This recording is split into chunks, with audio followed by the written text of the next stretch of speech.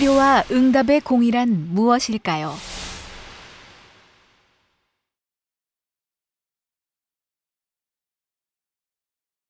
여호와의 손이 짧아 구원치 못하심도 아니요 귀가 둔하여 듣지 못하심도 아니라 오직 너희 죄악이 너희와 너희 하나님 사이를 내었고 너희 죄가 그 얼굴을 가리워서 너희를 듣지 않으시게 함이니.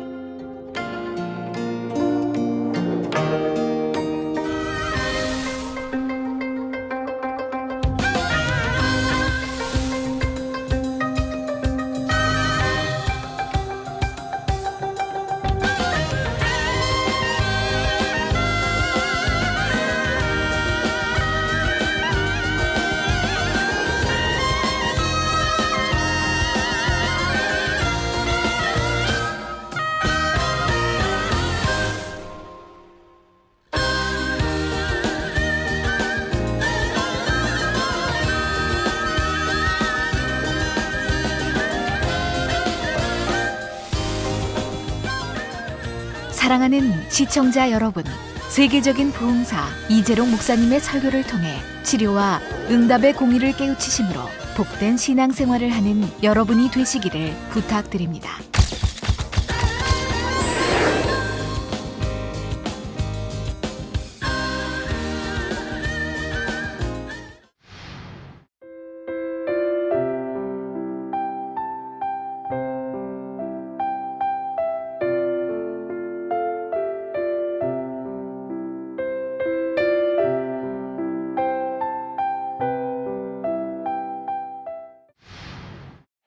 사랑하는 성도 여러분, GCN 시청자 여러분, 만민TV 시청자 여러분, 사람들이 교회에 나와서 하나님을 만나고 체험하는 계기 중에 하나가 바로 치료와 문제 해결의 응답을 받는 것입니다.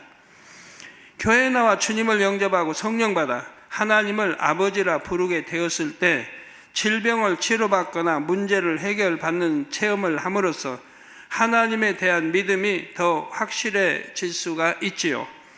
그래서 본교회 성도님들은 전도를 할 때 특히 우리 교회에 오면 하나님의 권능으로 어떤 질병이나 연약함도 치료받을 수 있다고 열심히 전하는 것을 봅니다. 그런데 교회에 나오는 것만으로 누구나가 다 이처럼 치료와 문제, 응답의 체험을 하면 좋겠지만 실제로는 그렇지 못하지요.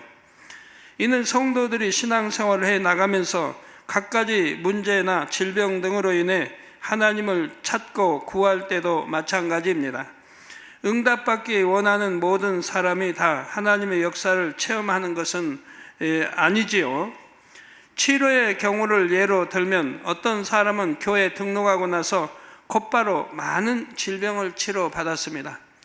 어떤 분이 이 재단에 들어서는 순간 예배 중에도 바로 치료받는 분도 꽤 많이 있죠. 어떤 사람은 교회에 등록하고 다니다 보니 어느 순간 자신의 질병이 치료된 것을 또 깨닫죠. 또 신앙생활을 하면서 믿음이 들어가는 만큼 또 치료가 되면서 이제 믿음이 완전히 주어졌을 때 완전하게 건강한 몸이 되신 분들도 많이 계십니다. 반면에 어떤 사람은 오랜 세월 교회에 다녀도 여전히 질병을 치료받지 못합니다. 오늘은 특히 그런 분들 위해 말씀을 이렇게 증거하고 있습니다. 또 오랜 신앙생활 했어도 축복받지 못하는 분들, 무엇이 담이 되어 있는가를 밝게 깨달아서 하나님과의 담을 하시기를 부탁을 드립니다. 또 어떤 사람은 단 한 번의 기도로 치료가 되는데 어떤 사람은 2번, 3번 기도 받아야 합니다. 그렇게 해도 치료받지 못하는 경우가 있고요. 그렇다면 왜 이런 경우들이 생기는 것일까요? 그 해답은 바로 공의에 있습니다. 치료 응답은 물론이고 모든 문제의 응답을 받기 위해서는 반드시 그에 맞는 공의가 성립되어야 하지요. 다시 말해 응답받기에 합당한 조건을 갖춰야 한다는 말입니다. 이 시간에는 공의가 어떻게 문제응답과 연관되어 있는지를 살펴보겠습니다. 오늘 말씀은 치료 분야에 대해 주로 설명하지만 이 말씀은 치료만 아니라 응답받고자 하는 모든 분야에 동일하게 적용할 수가 있지요. 그러므로 오늘 말씀을 통해 아직 치료받지 못한 분들이나 문제 응답을 받지 못한 분들은 먼저 자신의 문제의 원인을 발견하시기를 바랍니다. 그리고 오늘 말씀을 잘 적용하셔서 모두가 치료의 하나님, 응답의 하나님을 만나고 체험하시기를 주님의 이름으로 축원합니다. 사랑하는 성도 여러분, 에레미야 32장 27절에 보면 나는 여호와요 모든 육체의 하나님이라 내게 능치 못할 일이 있겠느냐 말씀합니다. 예, 그렇습니다. 전능하신 하나님께서는 능치 못할 일이 없습니다. 그러므로 하나님 앞에서는 사실 감기나 암이나 별반 차이가 없지요. 뭐 감기라고 해서, 뭐 에이즈라고 해서, 뭐 암이라고 해서 하나님 앞에 뭐 차이가 있고 그런 건 없습니다. 하나님 편에서 어떤 병은 치료하기 쉽고 어떤 병은 치료하기 어렵고 이런 차이가 있는 것이 아닙니다. 하나님의 능력으로는 감기든 암이든 단번에 치료하실 수가 있지요. 문제는 자기들의 믿음입니다. 감기는 뭐 이건 가벼운 거니까 그냥 기도받으면 낫겠지 하고 그만큼 믿음이 주어지는데, 암은 이거는 그만큼 치료하기 어려운 거니까 그만큼 힘들겠다고 스스로의 믿음이 그렇게 만드는 것이라 이 말이에요. 그리고 감기나 이런 것은 어떤 뭐 큰 죄가 아닌 그냥 들 수 있는 것이고, 그러니까 회개도 그렇게 크게 할 것이 아니고, 그 암이나 이런 거는 이제 큰 회개가 따라야 되기 때문에, 그런 다음에 기도받는다면 감기든 암이든 똑같은 것입니다. 따라서 치료 응답의 열쇠는 치료받고자 하는 사람 편에서 과연 공의 가운데 얼마나 준비가 되었느냐에 달려 있습니다. 이것은 다른 말로 하자면 자신에게 질병이 오게 된 원인을 깨달아 그 원인을 해결하고 하나님 앞에 나왔느냐는 것이지요. 질병의 원인을 해결하고 하나님 앞에 나가야 하나님께서도 공의 가운데 그의 질병을 치료해 주실 수가 있기 때문입니다. 그런데 문제는 질병 하나만 놓고 볼 때도 그 원인이 단순하지만은 않다는 것입니다. 성도 여러분, 각각의 질병이 온 데에는 반드시 이유가 있습니다. 예, 이유 없는 질병 없습니다. 그리고 모든 질병의 근본적인 원인은 바로 죄이지요. 그래서 성경 구약이나 신약에 죄로 인해 온다는 기록들이 많이 나오지 않습니까? 따라서 질병을 치료받기 위해서는 이 죄의 문제를 해결해야 하는데, 문제는 이 죄가 복합적으로 얽혀 있는 경우가 있다는 것입니다. 즉 자신의 죄뿐만 아니라 다른 사람의 죄 문제까지도 연결되어 있는 것이지요. 이런 경우는 본인만 죄 문제를 해결하고 믿음을 내보인다고 해서 응답이 되는 것이 아니라 자신과 연결된 다른 사람의 죄 문제까지도 해결해야 응답받을 수가 있다는 사실입니다. 이런 경우들을 흔히 영적인 끈으로 묶여 있다 말하지요. 그 중에 가장 대표적인 경우가 바로 부모나 조상의 죄와 연결된 경우입니다. 요한복음 9장에 보면 예수님과 제자들이 길을 가다가 날 때부터 소경된 자를 보고 제자들이 예수님께 다음과 같이 묻는 장면이 나옵니다. 요한복음 9장 2절에 제자들이 물어 가로되 랍비여, 이 사람이 소경으로 난 것이 네 죄로 인함이오니까, 자기 오니까 그 부모 오니까 했던 것입니다. 즉 제자들은 병이 소경이든 병은 불구든다 죄로 인해 오는 것을 알기 때문에 주님 앞에 이런 질문을 하고 있는 것입니다.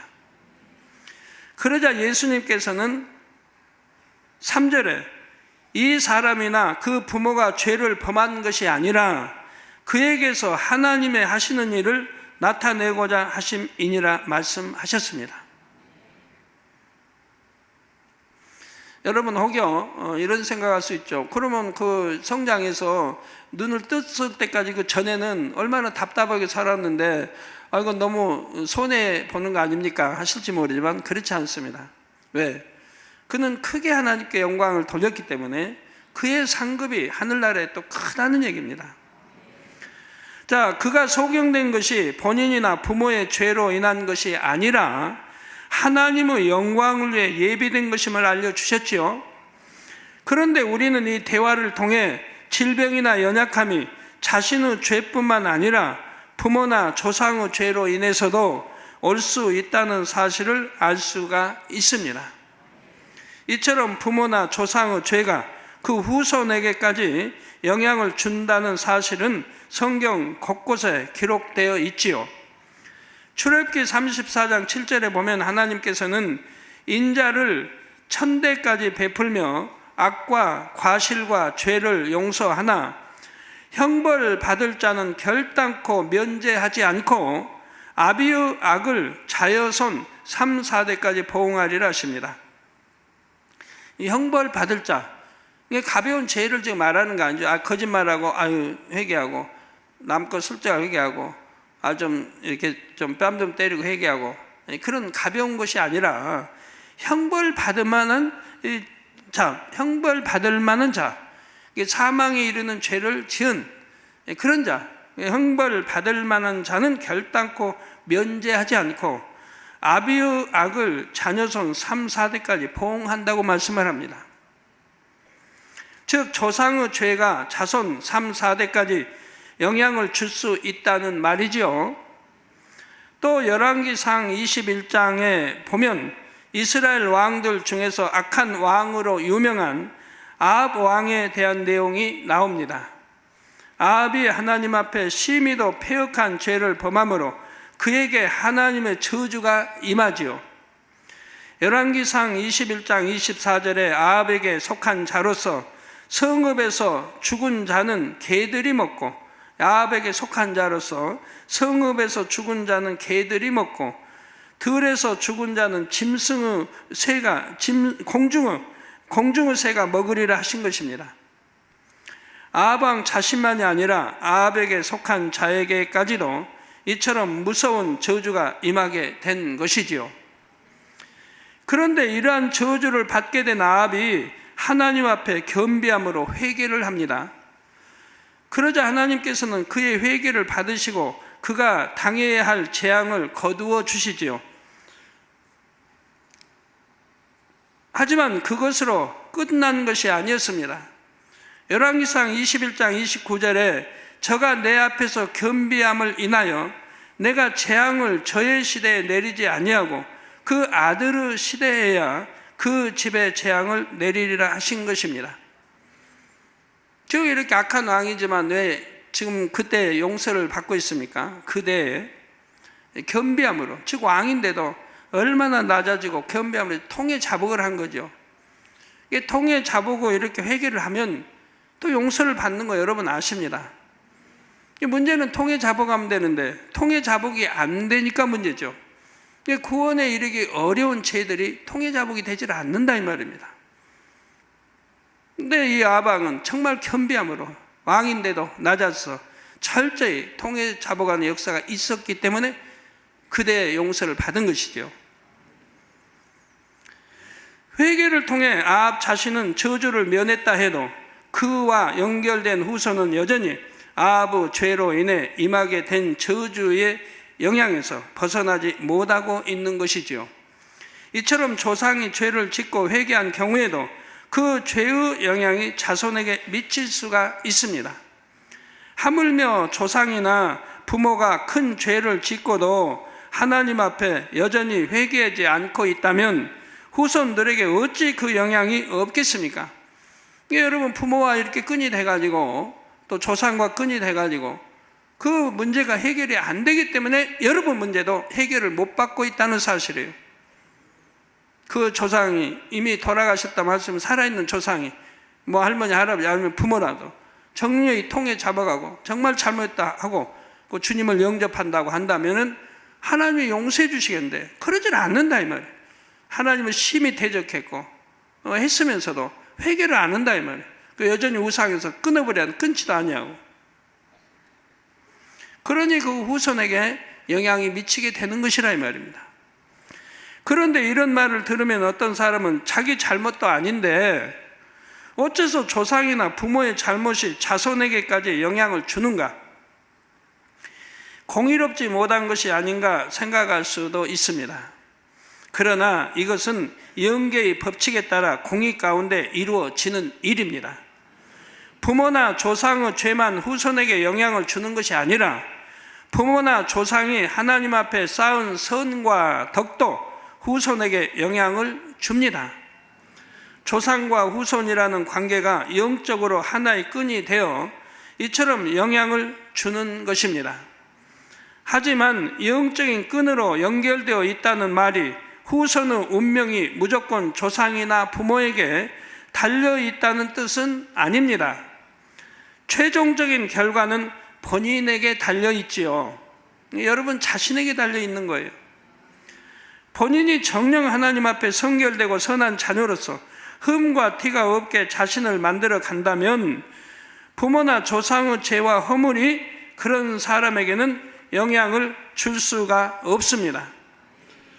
앞서 말씀드린 아방의 경우에도 그의 아들 아시아를 비롯한 후손들이 하나님 앞에 정직하게 행하며 계명을 지켰다면 하나님께서는 내리시겠다 했던 재앙을 돌이키셨을 것입니다.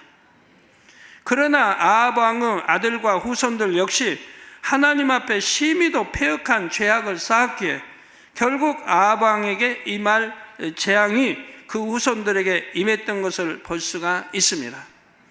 따라서 영적인 끈으로 인해 부모나 조상의 죄가 후손에게 영향을 주게 되는 경우라도 그 후손이 어떻게 하느냐에 따라서 결과가 전혀 달라질 수 있다는 사실입니다.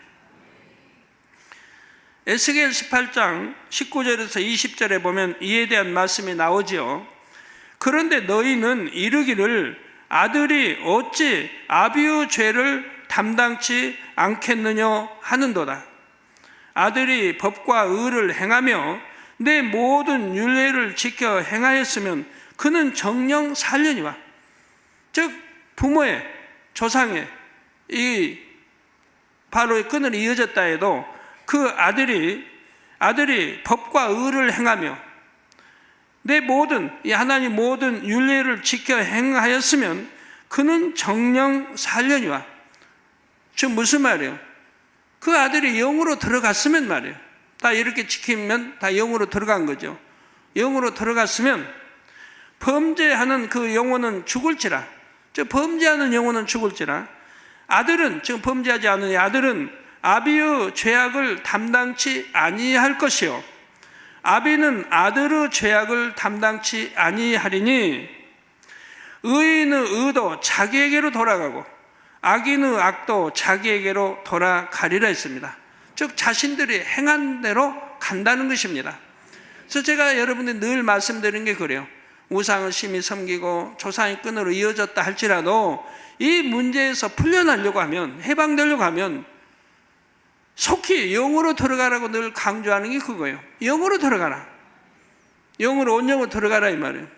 우선 영으로 들어가시면 돼요. 그러면 하나님께서 이제 흠과 티도 없고 온전히 계명 짓고 하나님의 참 자녀가 됐으니까 너는 참 내 아들이다 딸이다 라고 하시기 때문에 원수마귀 사단이 송사하지를 못한다 이 말입니다. 이제 하나님의 참 아들이라고 인정하고 딸이라고 하나님이 인정하시기 때문에 사단이 따라다니면 송사할 수도 없고 어찌할 수가 없는 거예요. 이제 흠과 티도 없는 아들이 됐으니까, 딸이 됐으니까. 뭐 과거 조상 거 뭐 과거 가지고 따질 수가 없는 것이라 이 말이에요. 그래서 여러분들이 조상의 끈이 있다 할지라도 해방되고 싶으면 빨리 영으로 들어가시면 돼요. 악은 모양이라도 버리고 영으로 들어가시면, 그러면 이제 그 끈에서 노임을 받아요. 그래서 전에 조세일 목사님 설교할 때 보니까 조상의 끈을 끊으라 부모하고, 그게 이제 사는 길이다. 끈이 있으니까 아버지가 담배를 피든가 술을 마시면 바로 아들이 코피를 흘린다 이 말이에요. 코피도 적은 코피가 아니에요. 그냥 펑펑 쏟는 거예요. 그대로 두면 그냥 죽어가지요. 그러니까 코피를 쏟으면 틀림없는 거예요. 그 이제 아버지 되시는 권사님에게 또 죄 지었죠? 하면 뭐 술 먹었습니다. 담배 피웠습니다. 답이 나오는 거예요. 그러면 뭐 헤비급이에요. 원래 권투 선수 헤비급. 금식도 잘해요. 뭐 일주일, 10일 그냥 금식 들어가요. 자식을 살리려니까, 아들을 살리려니까. 회개하고 우리 금식 들어가면 바로 피가 멎는 거예요. 제가 기도해주면 바로 피가, 회개 안 하면 피가 안 멎어요. 이게 바로 아들을 살리게 금식으로 들어가는 거예요. 근데 이게 반복되니까, 그러니까 그 권사님은 죄를 계속 지니까, 그래서 신앙생활 좀 잘하다가 다시 담배 피고, 아니면 다시 술 마시고, 그러니까 아들이 또 피를 흘리고. 그래서 살리는 길은 부모와 그 끈을 끊어라. 조상 부모의 끈을 끊어라. 그래야 치료받는다. 제가 했어요. 근데 그때 설교 들어보니까 끈을 끊는다고 했는데 완전히 끊는 게 아니더라고요. 완전히 끊었으면 바로 건강해졌을 텐데 완전히 끊는 게 아니기 때문에 그만큼 또 시간이 많이 세월을 흐른 걸 볼 수가 있어요. 물론 코피는 안 났습니다. 그지만 몸이 건강 상태가 완전하게 얼른 회복되지 않은 걸 볼 수가 있어요.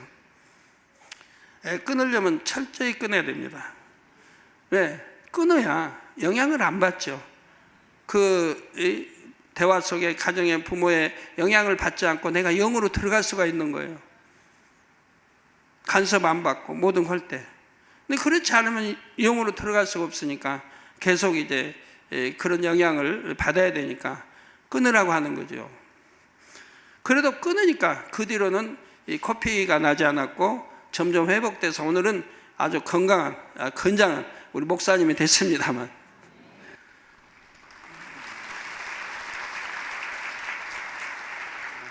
조상이나 부모가 중한 죄를 지어 그 영향이 후손에게 미칠 수밖에 없는 상황이라도 그 후손이 하나님의 법과 윤례를 지켜 행하면 부모나 조상의 죄와 상관이 없다는 말씀이지요.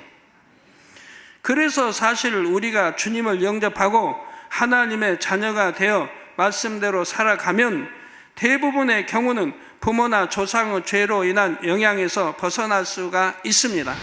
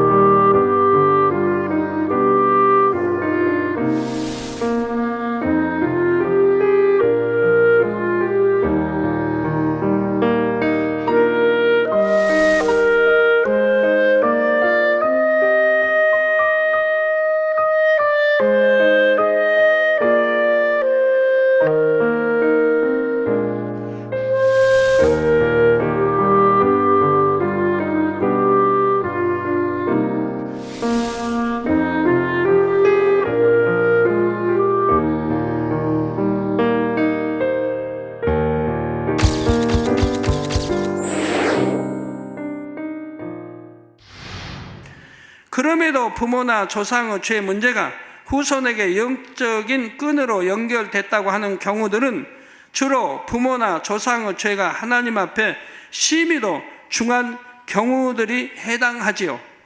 심히 중한 경우들.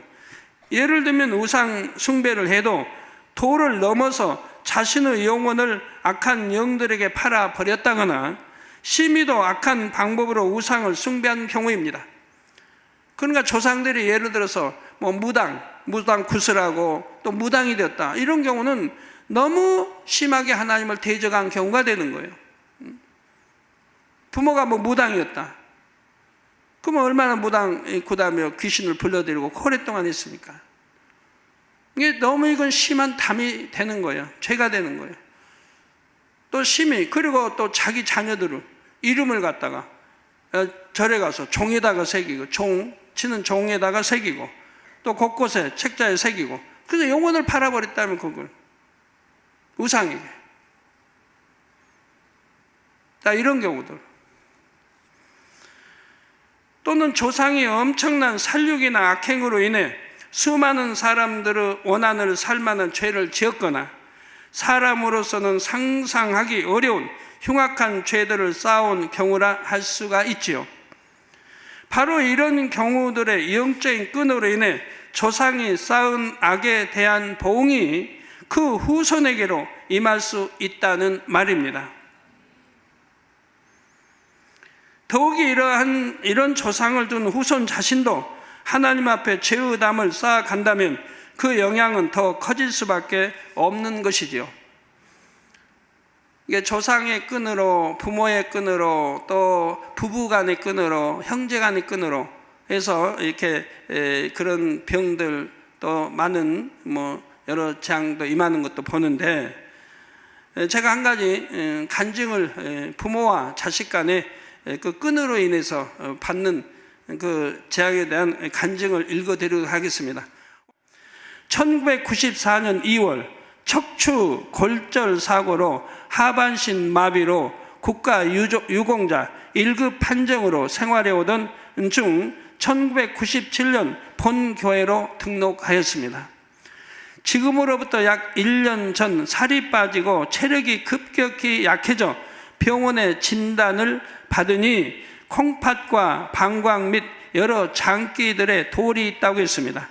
최근 홍성태 집사는 몸에 한기를 느끼며 열이 나기를 반복하였고 식사를 거의 못하고 있었습니다. 11월 20일 금요 철야와 22일 주일에는 교회를 올 수 없을 정도가 되었고 주일 밤엔 의식이 희미해지는 듯 하더니 23일 월요일 새벽에는 고열과 함께 입에 거품을 물면서 상태가 심각해져서 강남 성심병원 응급실로 옮겼습니다. 신종플루 검사를 했으나 아닐 확률이 크다 하여 다시 광명성회병원으로 옮겼습니다.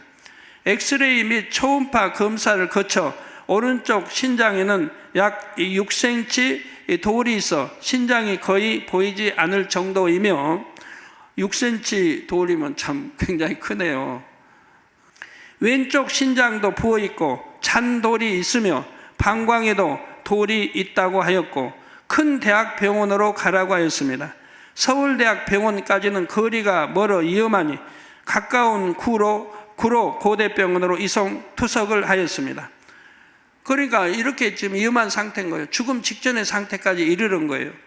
중환자실로 옮겨진 후 의사는 요로 감염으로 인한 폐혈증이라고 진단하였고 저혈압에다가 혈소판 수치가 너무 적고 수술을 하고자 하여도 피가 응고가 되지 않으니 수술도 어려운 상황이라 하였습니다. 오른쪽 신장은 쓸 수가 없으며 신장 자체가 그냥 버려진 거예요. 쓸 수가 없으며 바깥에서 왼쪽 신장에 구멍을 뚫어 소변을 배출하는 시술을 해야 하지만 이 시술 또한 어려운 상황이라고 했습니다. 금요일 27일 오후 4시에 금요 철야 예배를 인도하러 나오시는 당회장님께 가족이 나아갔습니다. 육의 아버지께서는 성경을 찢은 것을, 육의 어머니께서는 하나님께 서운한 것을 지키지 않은 것을 회개하였습니다. 이에 당회장님께서는 아비와 아들은 끈으로 연결되어 있는데 어찌하여 이렇게 크게 아버지 하나님과 담이 되어 있는 것을 그동안 회개하지 않았냐고 안타까워하시면서 죄사함 받는 중복 기도와 함께 홍성태 집사의 사진에 손을 얹고 시공을 초월하여 사랑의 기도를 해주셨습니다. 다음 날부터 홍성태 집사는 더욱 회복되어 죽을 먹기 시작하였고 가족들은 다시 주일 아침에 당회장님 앞에 나아갔습니다. 이게 또 이제 금요일 아침에 또 주일 아침에 또 나왔어요.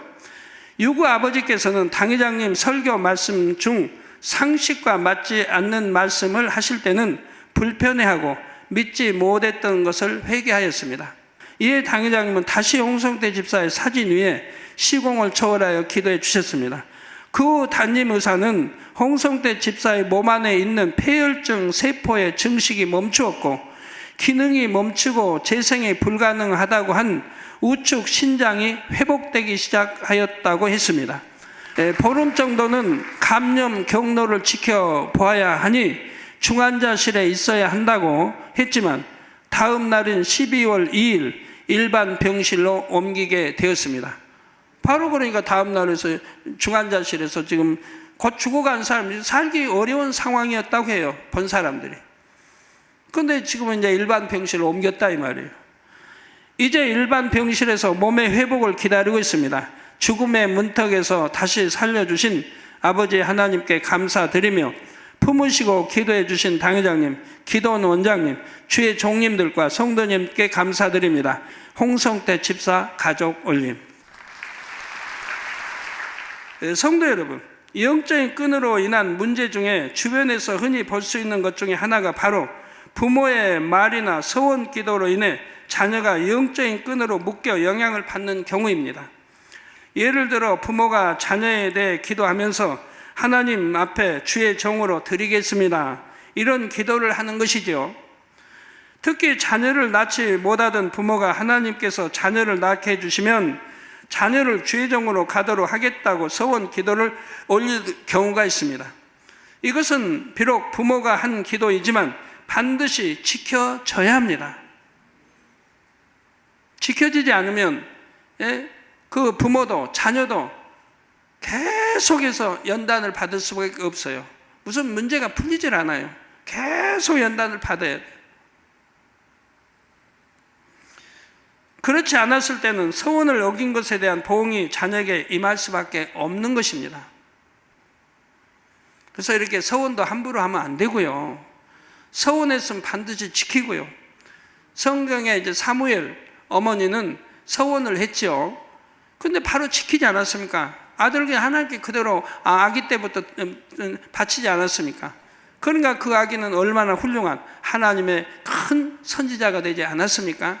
서원을 지켰을 때는 이렇게 또 축복인데, 만약에 지키지 않았다면 사무엘이라는 선지자가 나올 수가 없지요.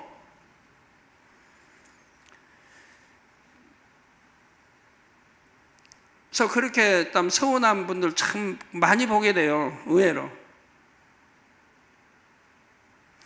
성도 여러분, 꼭 부모나 조상과만 영적인 끈으로 연결되는 것은 아닙니다. 부부간에도 있을 수 있죠. 여러분 부부간에 영적인 끈으로 맺혀 있는 분들 많이 계시니까 잘 들으셔서 푸시기 바라요. 마태복음 19장 5절에 보면 예수님께서 이러므로 사람이 그 부모를 떠나서 아내에게 합하여 그 둘이 한 몸이 될지니라 하신 것을 읽지 못하였느냐 하신 말씀이 나옵니다. 즉 두 남녀가 결혼하게 되면 이제부터는 둘이 아니라 한 몸이 된다는 뜻입니다. 이처럼 부부는 한 몸이기 때문에 부부 간에는 배우자의 죄로 인해 상대가 영향을 받을 수 있다는 사실입니다. 여러분 얼마나 영향을 지금 많이 받고 있어요. 남편이 지금 하나님 영접치 않고 오히려 교회를 욕하고 목자를 욕하고 하고 이러면은 그 아내가 신앙생활을 아무리 잘할지라도 피곤하잖아요. 물질의 축복도 임하지 않고 여러 가지 어려움을 겪지 않습니까? 이게 부부가 끈으로 맺혀 있기 때문에 남편이 이렇게 하나님을 대적할 때 그 아내까지도 고통을 받아야 하는 걸 볼 수가 있습니다. 물론 모든 부모가 다 그렇다는 말은 아닙니다.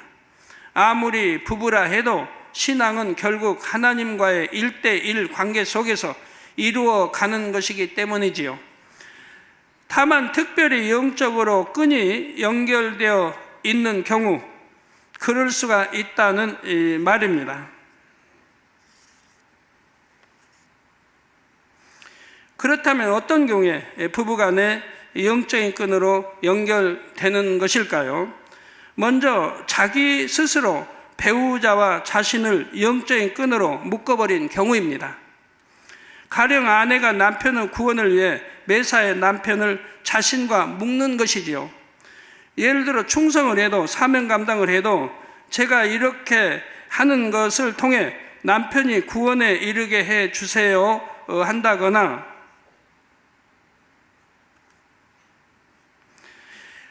제가 대신 아파서라도 남편이 구원에 이를 수 있게 해 주세요, 이런 기도를 올리는 것입니다.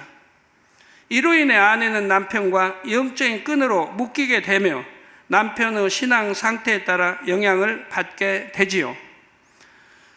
이런 경우 만약 아내에게 어떤 질병이라도 온다면 이때는 본인의 믿음이나 행함만이 아니라 남편의 믿음과 행함에 따라 질병 치료의 여부가 결정이 됩니다. 부부가 영적인 끈으로 묶이는 또 다른 경우는 배우자의 치료나 응답을 위해 입술로 하나님 앞에 서원하는 경우입니다. 예를 들어 아내를 매우 사랑하는 남편이 있는데 아내가 어떤 병으로 아프게 되자 남편이 아내의 치료를 위해 하나님 앞에 서원 기도를 올립니다. 아내의 병을 치료해 주시면 이제부터 제가 열심히 신앙생활 하겠습니다. 이런 기도를 올리는 것이죠. 그럼 굉장히 남편이 지금 아내를 사랑하는 것 같지요? 네? 사랑하는 것 같지요? 자, 더 두고 봅시다. 그렇게 해서 아내의 질병이 치료되었다면 이후로 남편은 자신이 기도한 대로 신앙생활을 열심히 잘 해야 됩니다. 만약 그렇지 않으면 그것이 곧바로 치료받은 아내에게 영향을 줄 수가 있지요. 남편이 하나님과의 약속을 뒤로 하고 하나님을 멀리 한다면 그때는 아내에게 병이 재발될 수가 있습니다. 남편이 하나님과의 약속을 어긴 것이 곧 아내가 어긴 것과 같아지기 때문이지요. 그러니까 남편이 정말 아내를 영적으로 사랑했다고 한다면 신앙생활 약속한 대로 하나님께 망문회와 하나님께 서원한 대로 잘 해야 할 것이라 이 말입니다. 그러나 그 서원이 참이 아닌 것을 알 수가 있죠. 물론 이런 경우 남편이 정말 아내를 영적으로 사랑했다면 아내를 위해서라도 반드시 약속을 지켰을 것입니다. 그러나 아내를 사랑한다고 해서 하나님 앞에 서원 기도를 올렸지만 그 사랑이 육적인 사랑이었기 때문에 결국 하나님과의 약속을 저버리게 되는 것이지요. 하지만 이런 경우 비록 육적인 사랑이라 해도 이미 아내와 자신을 영적으로 묶어버렸기 때문에 남편의 신앙 상태에 따라 아내가 영향을 받을 수밖에 없다는 사실입니다. 그러니까 남편도 조심하고 아내도 조심해야죠. 아내도 그렇게 남편과 묶어버리면 아무리 신앙생활 잘해도 남편이 신앙생활 잘하지 못하면 바로 그 영향을 받게 된다 이 말이에요. 그러니까 어떤 분들이 가끔 그러죠. 그렇게 충성하고 기도도 안 쉬고 하고 열심히 충성했는데 왜 병이 들었습니까? 이제 이해가 되시는지요? 병이 들 수밖에 없지 않습니까? 남편이 신앙생활을 계속해서 잘하면 치료받은 아내도 계속 온전하겠지만 남편이 그렇지 못하면 아내에게 다시 문제가 생길 수 있다는 말이죠. 물론 앞서도 말씀드린 대로 모든 부부가 다 이렇다는 말은 아닙니다.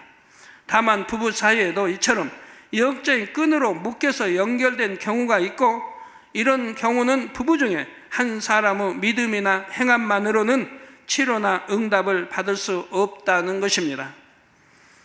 그런데 드물기는 하지만 가끔은 형제간에도 영적인 끈으로 묶이는 경우가 있습니다. 이때도 스스로가 형제와 자신을 묶는 경우입니다.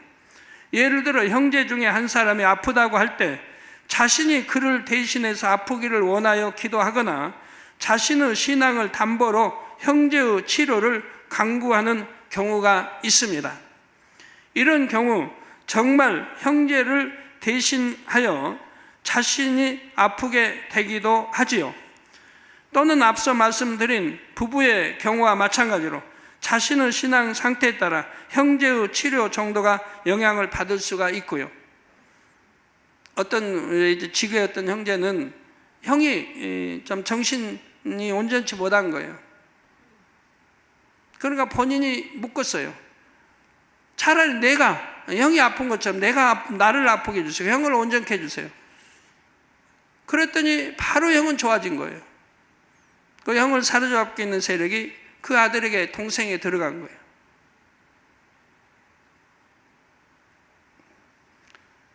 그러니까 이제 그런 경우 와서 저게 기도받아도 안 나가더라고요. 본인이 불러들인 것 같은 거 아니에요? 본인이 스스로. 형은 좋아졌어요. 동생이 이제 고통을 받고 있는 거예요.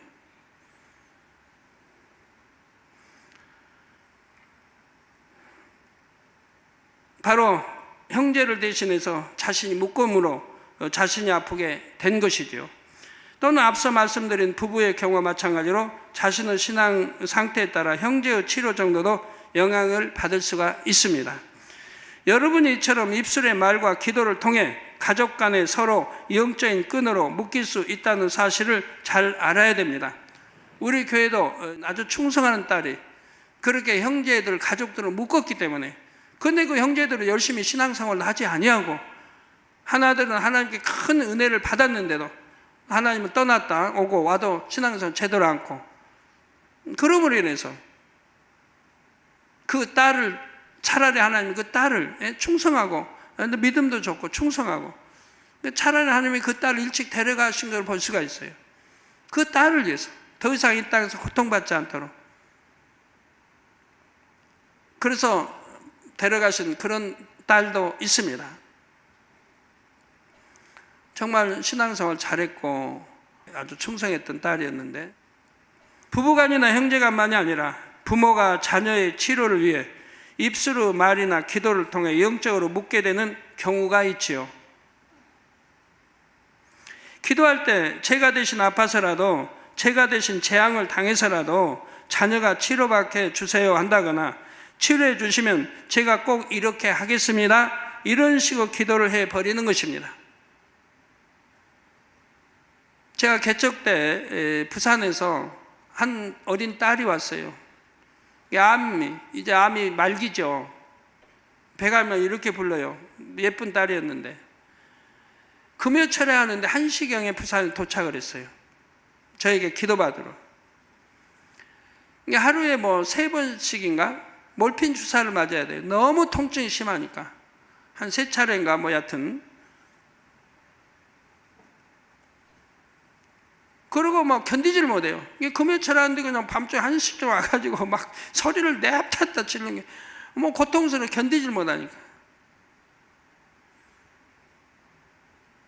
그래서 이제 기도해 주고 치료가 됐습니다. 또 부모님도 신앙생활 잘 하기로 하고 치료가 됐어요. 그런데 부산에서 올 때 이미 배를 가르고 온 거예요. 배를 수술을 하려고 배를 가른 거예요. 그래서 쭉 가른 자국이 그대로 있어요. 배. 그런데 의사가 배를 가르고 보니까 손을 댈 수가 없는, 수술을 할 수가 없는 거예요. 너무 심해가지고 어떻게 할 수가 없는 거예요. 그래서 그걸 그냥 봉합했어요. 봉합한다고 완전히 이렇게 어떻게 한 것도 아니고 그냥 얼기설기 묶어놨어요. 이렇게 해놨어요. 그런 게 다 보이죠. 그런데 이제 기도받고 이제 치료가 됐어요. 며칠 기도받고 이제 치료가 됐어요. 그러니까 우리 성도님들이 얼마나 좋아요. 아동 주교사 이제 그때 겨울이었나 봐요. 연탄 이제 날로 성전에 놓고 있었으니까 주교사들이 막 찬양을 가리키고 율동을 가리키고 얼마나 껑충충 참 행복하게 뛰면서 따라서 하고 찬양하고 했던 모습이 선합니다. 성도님들이 굉장히 사랑을 줬어요. 그래서 깨끗하게 치료가 됐어요. 그런데 부모님이 문제입니다. 부모님이 이제 떠나면서 저에게 인사를 합니다. 감사합니다. 이렇게 치료해서 감사합니다. 이제 제가 내려가면 이 감사의 표현을 이 교회 대형 버스를 한 대 기증하겠습니다. 대형 버스를 한 대 기증하겠습니다. 이제 감사한 조건을 이제 하겠다. 그런데 하나님 저에게 주관하십니다. 반드시 십계명을 지켜라. 그 부모에게 반드시 십계명을 지켜라. 그러면 이 딸이 더 건강해지고 더 온전하게 된다라고 말씀을 줬어요. 그런데 그렇게 와서 자기 딸이 이제 죽을 수밖에 없고 온 딸이 통증도 기도받고 사라지고 그렇게 그냥 건강해진 모습을 보고도, 그리고 매주 그 환자들 와서 치료받고 귀신 든 자들 와서 그냥 물리치고 한 걸 보면서도, 그 당시 전국에서 귀신 들린 자들 왔어요. 제가 직접 성전에서 기도해 줄 때니까 기도받고 다 물러가고, 그걸 봤으면서도 한 보름 동안 있으면서 봤다 이 말이에요. 그 믿음을 가졌는데 고향에 내려가자 또 교회를 안 나간 거예요. 십계명도 안 지키고. 그리고 약속했던 대형 버스 기증하겠다 한 것도 지키지 않았고요. 그러니 그 다음에는 어찌 되겠습니까? 그때 그 치료받던 사실이 기독교 방송에도 나왔어요. 근데 그 다음에 어떻게 되겠어요? 예, 서원은 반드시 지켜야 되는데 지키지 않을 뿐만 아니라 이렇게 계명도 안 지키는 거 봅니다. 그래서 서원도 함부로 해도 안 되지만 이렇게 또 치료해 주시면 이렇게 하겠습니다 했으면 반드시 이행해야 되는 것이라 이 말입니다. 자녀가 부모의 치료나 구원을 위해서 마찬가지로 기도하는 경우도 있고요. 그러므로 혹여라도 알지 못하여 부부나 형제 간에 영적인 끈으로 묶여서 고통받는 일이 없어야 합니다. 굳이 이처럼 영적인 끈으로 묶지 않더라도 가족의 치료나 문제 응답을 위해 얼마든지 힘이 되고 도움이 될 수가 있지요. 영적인 사랑으로 상대를 위해 대신 하나님 앞에 간구하면 되는 것입니다. 또 이 제단은 낱낱이 풀어드리지 않습니까? 말씀을. 그러니까 거기에 준해서 여러분들이 기도하시면 되는 거예요. 그렇게 해서 치료와 응답에 필요한 공의를 채우도록 도와줄 수가 있는 것이고요. 혹이라도 이런 잘못 기도함으로 하나님과 죄의 담을 쌓지 마시고 또 영적인 끈으로 묶어서 서로 고통받지 마시고요. 가족 구원을 해도 지혜롭게 얼마든지 할 수가 있는 것이지 그렇게 잘못 기도해서 그렇게 구원시키려고 해도 안 되는 것이고요. 말씀 상고하시면서 통성으로 다 같이 기도하시겠습니다. 할렐루야. 아버지 하나님, 은혜와 사랑에 감사를 드립니다. 오늘 또 들은 말씀이 믿음이 되고 생명이 되게 축복해 주시고 혹이라도 아버지 또 영적으로 부모, 조상 부모 또 부부간 또 자녀간 부모 자녀간 형제간에 이렇게 묶지 않도록 은혜 주시기를 원합니다. 잘 깨달아서 급한 김에 영적으로 이렇게 묶어버리는 이런 일이 없도록 도와주시기를 원합니다. 주여 또 이렇게 영적으로 묶었다면 어떻게 해서 풀어야 할지도 알아서 아버지 풀어나갈 수 있도록 역사해 주시기를 원합니다. 아버지 감사합니다. 그래서 이 재단에는 청령이 불구도 없게 하시고 아픈 분도 없게 하시고 또 치료받게 하시고 영광 돌리게 또 축복받게 역사해 주시기를 원합니다. 우리 주 예수 그리스도의 이름으로 기도합니다. 아멘.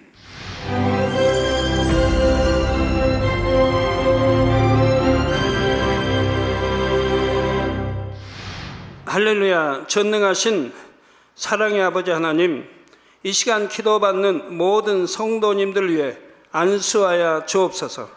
GCN과 만민TV, 인터넷과 화상을 통해 기도받는 지교회와 지성전 그리고 전 세계 하나님의 자녀들 위에도 시공간을 초월하여 역사하여 주시기를 원합니다. 믿어지는 믿음을 주시고 부정적인 생각과 의심의 세력을 물리쳐 주옵시며 모든 시험 환난도 물리쳐 주옵소서. 머리부터 발끝까지 오장육부 뼈 마디마디 온몸의 신경 조직 세포 등 아픈 곳마다 성령의 불로 태우시고 근본의 빛으로 역사하여 주옵소서. 예수 그리스도의 이름으로 명하노니 원수마귀 사단 모든 질병 균 연약함아 물러가라. 빛이 임하라. 모든 불치 난치병도 성령의 불로 태워 깨끗게 하여 주옵소서. 말라리아를 비롯한 모든 풍토병도 물리쳐 주옵소서. 신종 플루를 비롯한 모든 신종 질병과 변종은 물러가라. 깨끗함을 입을지어다. 감기, 기침, 열, 몸살, 독감 등 각종 유행성 질병도 다 물러가라. 어떠한 유행성 질병 균도 틈타지 않게 지켜 주옵소서. 위암, 폐암, 간암, 유방암, 자궁암, 대장암, 피부암 등 각종 암과 에이즈, 백혈병, 뇌졸중, 고혈압, 저혈압, 심장병, 폐병, 위장병, 당뇨, 부인병, 피부병, 갑상선 질환과 모든 염증도 깨끗게 하여 주옵소서. 소아마비, 중풍, 관절염, 디스크도 온전케 하여 주옵소서. 요통, 두통, 신경통을 비롯한 모든 통증은 사라질지어다. 간질, 자폐증, 우울증, 조울증, 노이로제 등 모든 정신질환도 물러가라. 모든 마비된 것도 풀어지고 일어나 걷고 뛸지어다. 눈도 잘 보이게 하옵시고 귀도 잘 들리게 하여 주옵소서. 소경은 눈을 뜨고 기머거리는 들으며 벙어리는 말할지어다.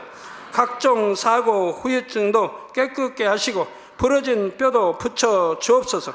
화상 입은 것도 온전케 하옵시고 화기암 물러가라. 열도 물러가라. 아버지 흉터 나지 않게 역사해 주시기 원합니다. 마약을 비롯하여 각종 약물과 독극물 중독도 깨끗함을 입을지어다. 죽은 신경과 세포가 살아나며 죽은 자도 살아나게 하여 주옵소서. 잉태의 축복도 주시기를 원합니다. 잉태의 축복을 받으라. 예수 그리스도의 이름으로 명하노니 원수마귀 사단아, 하늘 공중 곳에 잡은 악의 영들아 물러가라. 그의 사자들도 물러갈지니라. 이 땅의 악한 영, 더러운 영, 거짓되고 간사한 영, 이간질하고 미혹하는 모든 어둠들은 물러가라. 모든 흉악의 결박을 풀고 어둠아 물러가라. 빛이여 임하라. 아버지 하나님, 부르짖어 기도할 수 있는 능력을 주시고 죄를 버리고 성결될 수 있는 능력을 주옵소서. 영원히 잘됨같이 범사에 잘되게 하시고 가정의 복음화도 이루어 주시기를 원합니다. 한 주간도 모든 사고와 재앙으로부터 지켜주시고 불통이 없는 형통한 삶을 살 수 있도록 축복해 주옵소서. 성령의 불담으로 천군 천사와 주님의 불꽃 같은 눈동자로 모든 하나님의 자녀들과 가정, 일도, 사업들을 지켜주시기를 원합니다. 학생들에게 지혜와 명철을 더하시고 공부할 수 있는 뜨거운 마음과 열정도 더하여 주옵소서. 마음과 생각을 세상에 빼앗기지 않도록 지키시고 하나님을 뜨겁게 사랑하는 학생들로 축복하여 주옵소서. 하나님의 자녀들이 먹으나 마시나 입으나 무엇을 하든지 하나님 앞에 영광 돌리는 삶이 되게 축복하여 주시기를 원합니다. 나는 하나님을 만났노라, 체험했노라, 응답 받았노라, 축복 받았노라 간증하는 입술이 되게 역사하여 주옵소서. 아버지 하나님 감사합니다. 홀로 영광 받으옵소서. 우리 주 예수 그리스도의 이름으로 기도하옵나이다. 아멘. 치료와 응답의 공이란 무엇일까요?